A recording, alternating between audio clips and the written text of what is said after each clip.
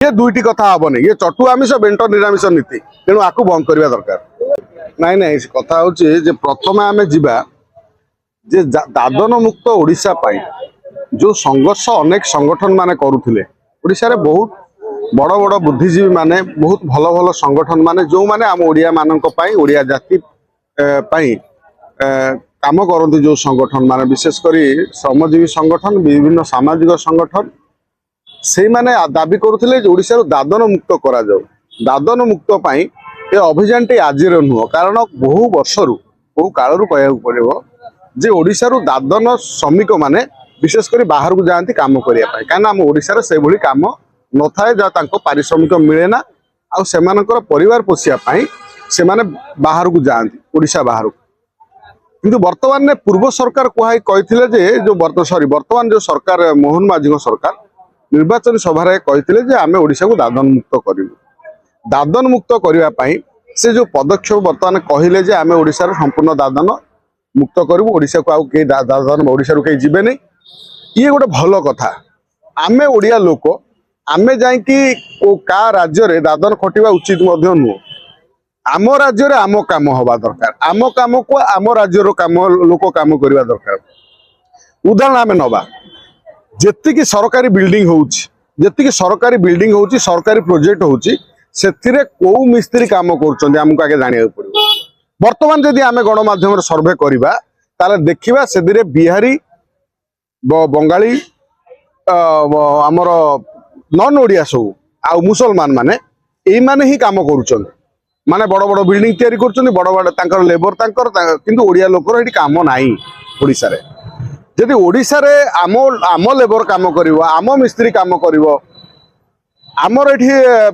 Builder काम करिवो ये आम पई भलो कथा ओडिशा रे जेते परिमाणर काम प्रचुर परिमाणर काम जोगे दिया जिवो सेते परिमाण आमर दादन आ बाहर को जीवे आम दादन आम पाखे रही कथा उठी जो कहले जे मनरेगा कथा मनरेगा योजना बंद होता बर्तमान जदि आरंभ होची किसी असुविधा नहीं मनरेगा जो गोटे तार नियम अनुसार जे मेसीन काम करनी मेसीन जदि आपणकर ये काम कराउछंती लेबर माने खाली कौन बोइबे कहीं ओडिया लोक जिते सब अच्छा जो कुटिली माने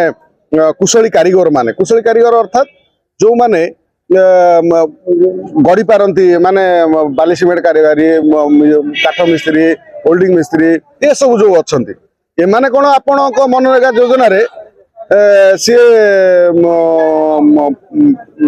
बाली सिमेंट बोइबे ना ओडिया लोक कौन लेबर मोहन बाबू टिके ए बाबद चिंता करी जोठी आवश्यक जगार जोठी आवश्यक अच्छी से मेसीन लगा जाऊ जोठी अनावश्यक अच्छी आमर तो आपण बलद माने बर्तमान हल कर पारे कहीं आप ट्राक्टर हल कले तेणु एभली स्थिति रे जदि आमे आम लोक कहवा जे ओडिशा रे आपण लेबर काम करेंगे केवल मेसीन काम करेंगे आपण माटी बोइबे ये हूँ दुर्भाग्यजनक कथा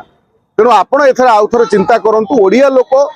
माटी बोइबे नहीं ओडिया लोक सब काम करेंगे कहीं ओडिशार कारीगर सारा विश्व को वार्ता देछि कोणार्क मंदिर उदाहरण आम नवा तेणु आपण कौन कहते जे आपण कहते जे ओडिशार लोक माने केवल एठी मेसीन काम करिवो लेबर एठी बोइबे लेबर काम करेंगे ओडिया लोक ये हास्यास्पद कथा ए कथा को आपण फेरे नियंतु जोठी लेबर आवश्यक अच्छी से लेबर काम करूँ जोठी मिस्त्री काम अच्छी से मिस्त्री काम करूँ जोठी आमर ताकर जो कॉन्ट्रैक्टर काम कर जो डिजाइनर सी ताकू से काम दि जाऊ ना संशोधन करने दरकार संशोधन न कले जे आपण तो देखुच आमर ओडिशार लोक एते मात्रा रे दादन जीवार कारणटा कौन कि जे आम ओडिया लोक जोठी आमर ओडिशा काम पाइबा कथा एठी आपण मेसीन काम कले ना छोटू बड़ सब मेसीन काम है मेसीन काम है साधारण लोक आसो मजूरी कौटी आसो लेबर गोटे 10 जनकर लेबर काम गोटे मेसीन कर दउची गोटे घंटे लेबर आवश्यक कौन लेबर जदि आमर काम न करेंगे ताल परिवार पोषी हेनी चुली जलनी घरे से अभाव भोकर रे छुआ पाठ पढ़ी पारे मेडिकल ट्रिटमेंट हो पारे बाध्य होगी से पुणी अन्य राज्य को पड़ोसी राज्य को जीवे तेणु ओडिशा रे जो मेसीन जो उत्पात मेसीन उत्पात बंद हवा दरकार मेसीन ने काम करी आपण कॉन्ट्रैक्टर को लाभवान करेंगे ये जो सरकार जो नीति ये नीति एक ভুল নীতি তেଣୁ ଏଭଳି ଯଦି ମେସିନ୍ କାମ କରେ ତାହେଲେ ଆମେ ତାଙ୍କୁ ବିରୋଧ କରିବୁ ଯେଭଳି ବିଧିବଦ୍ଧ ସାମ୍ବାଦିକ ପ୍ରକ୍ରିୟାରେ ଆମେ ତାଙ୍କୁ ବିରୋଧ କରିବୁ କାରଣ ଆପଣ ମେସିନରେ କାମ ଯୋଉଠି ଆବଶ୍ୟକ ଅତି ଆବଶ୍ୟକ ସେଠି ମେସିନରେ କାମ କରାହବ କିନ୍ତୁ ଓଡ଼ିଶାର ଲେବର ଓଡ଼ିଶାରେ କାମ କରିବେ ଓଡ଼ିଶାର ଲେବର କେବଳ ଲେବର ନୁହଁ ଓଡ଼ିଶାର ସବୁ ଯୋଉ କୁଶଳୀ କାରିଗର ଅଛନ୍ତି ବିଭିନ୍ନ ପ୍ରକାର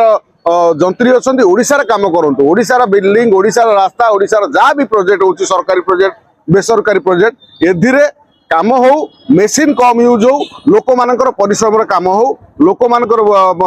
ଇଏରେ କାମ ହଉ ଲୋକମାନେ କାମ କଲେ ଦାଦନ ମାନେ ଆମ ଲୋକମାନେ କୁଶଳୀ କାରିଗର ମାନେ କାମ କଲେ ଆମ ରାଜ୍ୟର ପଇସା ଆମ ରାଜ୍ୟରେ ରହିବ ଆମ ରାଜ୍ୟର ଉନ୍ନତି ହବ ଆମ ଯୋଉ କାରିଗର ମାନଙ୍କର ବା ଆମ ଲେବର ମାନଙ୍କର ତାର ହଉଛି ତାଙ୍କର ସେମାନେ ସକ୍ଷମ ହେବେ ତାଙ୍କ ପରିବାର ଚଳେଇ ପାରିବେ ଆଉ ଅନ୍ୟ ରାଜ୍ୟକୁ ଦାଦନ ଯିବେନି ଆପଣ ଏପଟ ଦାଦନ ମୁକ୍ତ ଓଡ଼ିଶା କହିବେ ଏପଟରେ ମେସିନ୍ ଲଗେଇ କାମ କରିବେ ଇଏ ଦୁଇଟି କଥା ହବନି ଇଏ ଚଟୁ ଆମିଷ ବେଣ୍ଟ ନିରାମିଷ ନୀତି ତେଣୁ ଆକୁ ବନ୍ଦ କରିବା ଦରକାର।